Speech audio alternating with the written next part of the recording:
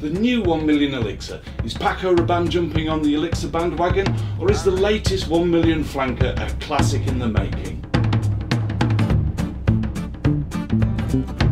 Welcome to the Fragrant, where your views matter and we discuss and review fine fragrances and perfumes with the goal of helping you to up your fragrance game. As always, I'll give you the design, the notes, projection, sillage, longevity, whether the fragrance will be in or out of my collection. Launched in January 2022, I've had this bottle for a week now. 1 Million Elixir was created by Perfumers Christophe Raynaud, who created the original 1 Million fragrance, or was part of the team, and Quentin Bisch. The original 1 Million has the dubious honour of being the fragrance most often shoplifted. This is due to its popularity, wide distribution and eye-catching bottle design. The new 1 Million Elixir shares the same bottle design. I have here the 100ml bottle. Like the original 1 Million and its flankers, it is shaped like a gold ingot and carries the 1 Million triangular logo, which reminds me of the Eye of Providence featured on the US $1 bill. The promotional literature for the 1 Million Elixir reveals Paco Rabanne have lifted a trick from Creed's marketing playbook and are using language from the French wine industry to highlight the quality of ingredients and product.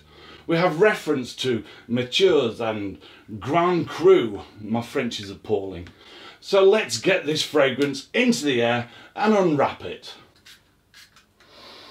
On first spray, I've smelled this fragrance before. It is very familiar.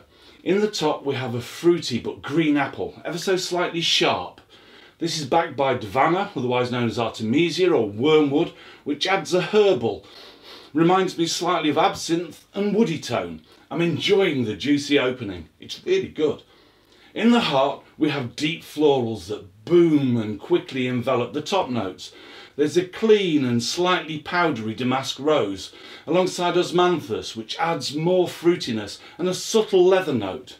This really does smell familiar. So let's try it on the skin. As this settles on my skin, the base is deep, quite woody with a hint of spice. There's a strong, warm but definitely sweet vanilla. The sweetness is restrained by the earthiness of patchouli, tonka bean and cedar. These provide a solid base, but this does smell so familiar. The original 1 Million DNA is definitely there, leather, rose and vanilla, but I am reminded of another different fragrance, but which one?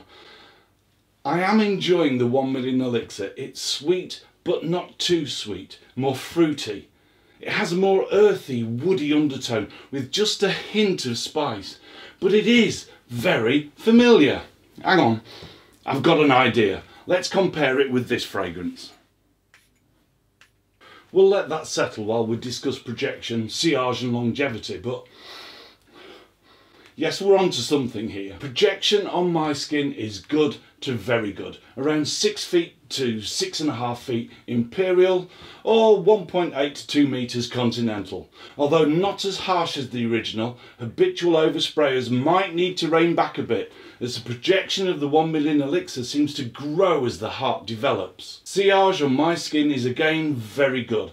A definite scent trail, larger than the projection would suggest. Longevity is excellent. The mucculent will be ecstatic. A good 12 to 14 hours before it becomes a true skin scent. Even then, it was still evident on the skin well over 25 hours later. On clothes, this lasted and may still be going if not for wash day. If compliments stir your pot, I've had a lot of compliments with the 1 Million Elixir, but bear in mind that I'm what they call middle-aged. Although, as the recently departed Barry Cryer once said, I don't know many 112-year-old men. So where had I smelled the 1 Million Elixir before? It was here. Alien Man from Mugler. On first spray, these fragrances are very similar. Very similar. It's only after half an hour that their scent pyramids diverge. The Alien Man becomes sharper and herbal, while the 1 Million Elixir is rounded, deeper and intense. The osmanthus, leather and vanilla notes common to both fragrances are responsible for the initial similarity. After an hour, although some of those initial similarities still remain, they are completely different fragrances. So, will 1 Million Elixir achieve the heights of the original? Will it do something the original never managed and join my collection? There is no doubt that the 1 Million Elixir will sell incredibly well, although the initial reaction to the fragrance from the online community is polarised. Online popularity or negativity only very rarely has an impact on sales. 1 Million Elixir will sell well. Not as well as the original, but it will sell well. So the big question, will it join my collection? Yes. Not only that, it's going into my rotation for spring. Fruity, woody, earthy, sweet but not too sweet. It's a 1 Million I can wear casually or suited and booted for spring and cooler summer nights. I've run out of time. I'll see you soon.